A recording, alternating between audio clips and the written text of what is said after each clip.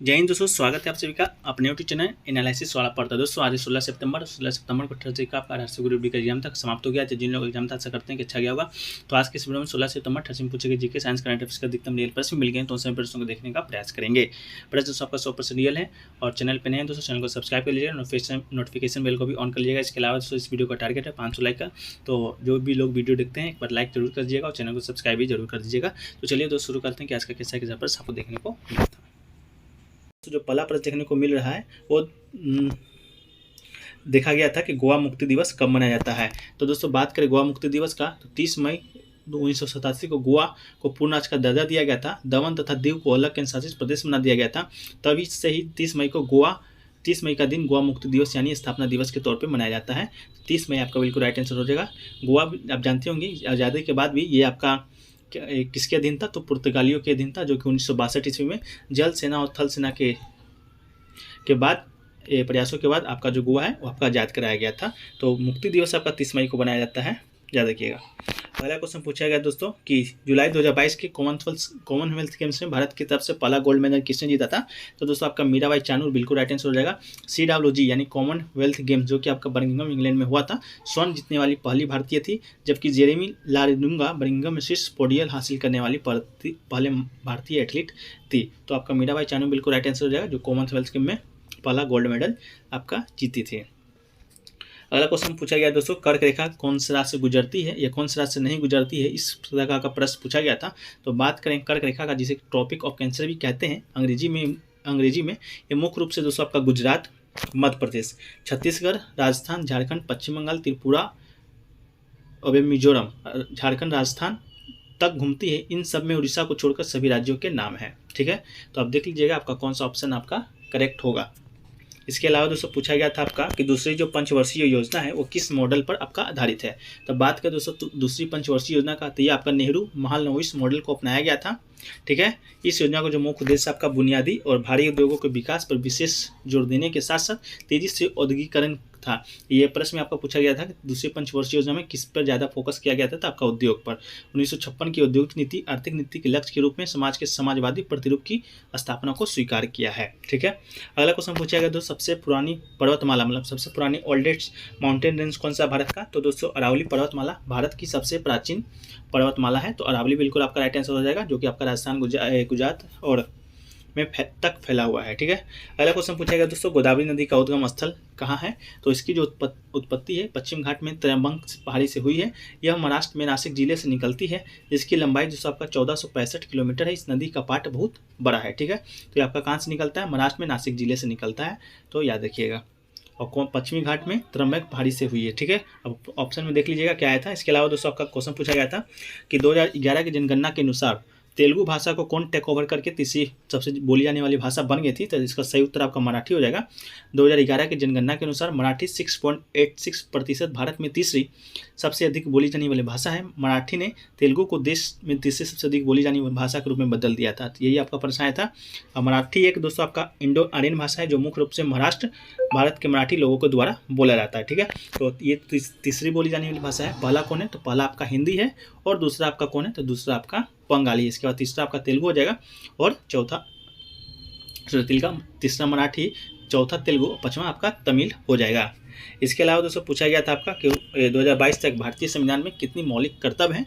तो दोस्तों आपको बात करें कितने मौलिक कर्तव्य हैं, तो आपका 11 फंडामेंटल राइट्स हैं 2012 तक, मतलब वर्तमान समय तक। अब बात करें कि जब ये आपका जोड़ा गया था 42वां संविधान संशोधन 1976 में, तो जब मौलिक कर्तव्य जोड़ा गया था तब मात्र आपका 10 ही मौलिक कर्तव्य जोड़ा गया था। ठीक है, जो 11वां जो मौलिक कर्तव्य आपका 6वां संविधान संशोधन 2002 के द्वारा आपका जोड़ा गया था। इसलिए ये प्रश्न का पूछा गया था कि भारतीय संविधान में कितनी मौलिक कर्तव्य है। तो आपका टोटल 11 है। अब कहाँ पर है, तो ये आपका 51 क भाग 4 में दोस्तों आपका वर्णित है। कहाँ से लिया गया है, तो आपका USSR मतलब कि उस समय जब लिया गया था तो USSR मतलब रूस से लिया गया। किस समिति की सिफारिश पर, तो स्वर्ण सिंह समिति के सिफारिश पर लिया गया था। अगला क्वेश्चन दोस्तों पूछा गया था आपसे कि 2021 में कौन सा ऑर्बिट को छोड़ा गया था। इस तरह का प्रश्न पूछा गया था, जिसमें ऑप्शन चंद्रयान-1, चंद्रयान-2 इस तरह का ऑप्शन दिया गया था। तो दोस्तों इसी की बेसिस पर चंद्रयान-2 को उठा है कि चंद्रयान-2 कब लॉन्च किया गया था। कमेंट सेक्शन में बताइएगा। प्रश्न पूछा गया था कि आपका नहीं पूछा गया था। तो चंद्रयान-2 की बात करें तो श्रीहरिकोटा से 15 जुलाई 2019 को 2:51 बजे GSLV MK 3 M1 से छोड़े जाने का कार्यक्रम है। तो ये प्रश्न अगर पूछा गया होगा तो ठीक है। अगर विद्यार्थी का कहना था कि 2021 में पूछा गया था कि किस ऑर्बिट को लॉन्च किया गया है, तो ऑप्शन अगर बताइएगा आपको मालूम होगा तो। अगला क्वेश्चन दोस्तों पूछा गया था मानव में कितनी जोड़ी क्रोमोजोम है। क्रोमोजोम नहीं पूछा गया था दोस्तों, शायद कुछ और पूछा गया था, लेकिन लोगों स्टूडेंट का कहना है जैसे कि आपका ऑप्शन दिया गया था 4, 2, 1, 3 इस तरह का ऑप्शन दिया गया था। तो इस तरह का ऑप्शन तो क्रोमोजोम को संख्या मान लें गुणसूत्र का, वो तो आपका मानव मनुष्य में 46 होता है, लेकिन क्वेश्चन क्या आया था ये आप बताइएगा। अगला क्वेश्चन पूछा गया था दोस्तों कि सीरम इंस्टीट्यूट ने किस जानवर पर कोविड टीकाकरण का प्रयोग किया था। आपका हॉर्स था, मंकी था या पिग था। तो इसका जो राइट आंसर दोस्तों हो जाएगा पिग, राइट आंसर मेरे ख्याल से हो जाएगा। ये कंफर्म नहीं है, अगर आप सही है तो ठीक है, नहीं है तो आप कमेंट सेक्शन में बताइएगा। ऐसे पिग पर ही सीरम इंस्टीट्यूट के द्वारा कोविड टीकाकरण का प्रयोग किया गया था। अगला क्वेश्चन पूछा गया था दोस्तों प्लास्टर ऑफ पेरिस में जल की मात्रा कितनी होती है।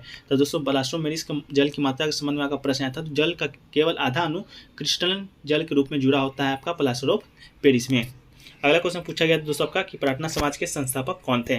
तो प्रार्थना समाज भारतीय नवजागरण के दौर में धार्मिक एवं सामाजिक सुधारों के लिए स्थापित समुदाय है। इसकी जो स्थापना है आत्माराम पांडुरंग महादेव गोविंद रांडे और इतिहासकार आरजी भंडारकर ने मुंबई में 31 मार्च 1867 ईस्वी में किया था। तो आत्माराम पांडुरंग के द्वारा आपका प्रार्थना समाज का संस्थापक किया गया था, ये आपका ऑप्शन में था।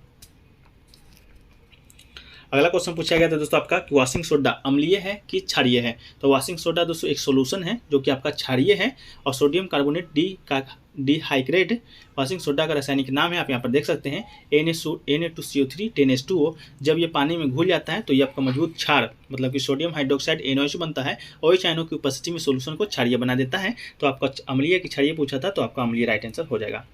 एक प्रश्न दोस्तों आपका पूछा गया था कि स्टेट को कौन अधिकार देता है या सेंट्रल से काम करने के लिए, इस तरह का प्रश्न पूछा गया था जिसमें आपका ऑप्शन 153, 54, 55 दिया गया था। तो तीनों ऑप्शन को डिस्कस कर लेते हैं।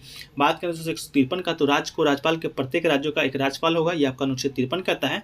अनुच्छेद 54 की बात करें तो राज्य की कार्यकारी शक्ति के बारे में उल्लेख किया गया है।